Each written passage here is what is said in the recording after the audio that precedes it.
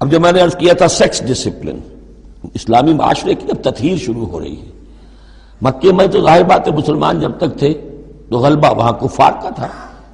اب یہاں مدینے میں اللہ نے مسلمانوں کو وہ حیثیت دی ہے کہ اپنے معاملات کو سنوارنا شروع کریں، تو ایک ایک کر کے ان معاشرتی چیزوں کو اور ان سوشل پرابلمز کو ڈیل کیا جا رہا ہے۔ اب اگر کوئی سیکشول انارکی ہے، کوئی بدکاری معاشرے میں ہے،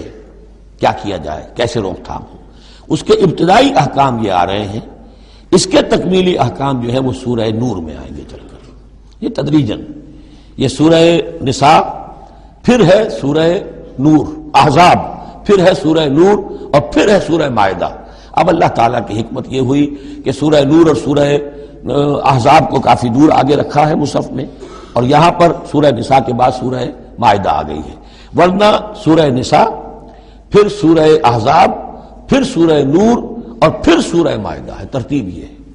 باقی اور بھی مدنی صورتیں درمیان میں ہیں، لیکن یہ چار بڑی بڑی صورتیں جو ہیں جن میں معاشرتی مسائل جو ہیں وہ تفصیل سے آئے ہیں، وہ ان کی ترتیب یہ ہے۔ واللاتی یاتین الفاحشۃ من نسائکم، اور وہ عورتیں تمہاری عورتوں میں سے جو کوئی کسی بے حیائی کا ارتکاب کریں، فاستشہدوا علیہن اربعۃ منکم، تو پھر گواہ بناؤ، گواہ لاؤ ان پر تم میں سے چار۔ اگر وہ گواہی دیں، فإن شہدوا، اگر گواہی دیں کہ ہاں اس عورت نے بدکاری کی ہے، فامسکوہن فی البیوت، تو پھر ان عورتوں کو گھروں میں بند کر دو، حتی یتوفاہن الموت، یہاں تک کہ موت ان کو لے جائے، یتوفاہن الموت، موت ان کو لے جائے، موت ان کا قصہ پاک کرے، او یجعل اللہ لہن سبیلا، یا اللہ ان کے لیے کوئی اور راستہ نکال دے۔ وہ راستہ نکالنا ہے جو سزا کی پھر بعد میں نصاب آ گیا کہ اگر اس کو پھر سزا دے دی جائے، حد جاری کر دی جائے تو پھر آزاد ہو جائے گی، لیکن ابھی ابتدائی حکم ہے۔ یہاں معلوم ہوتا ہے کہ یہ ایسی لڑکیوں کا یا عورتوں کا تذکرہ ہے کہ جو مسلمانوں میں سے تھیں لیکن ان کا بدکاری کا معاملہ کسی یہودی سے ہو گیا ہو یا کسی ایسے شخص سے ہو گیا جو ابھی مسلمان نہیں ہے، تو یہ ان کا یک طرفہ کہ ہے وہ کوئی مسلمان لڑکی یا خاتون جس کا معاملہ ہے، لیکن دوسرا جو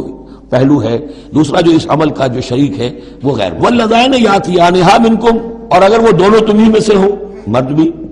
اور عورت بھی، فآذوہما، تو ان دونوں کو پھر اذیت دو، تکلیف دو، انہیں سزا دو۔ فإن تابا واصلحا،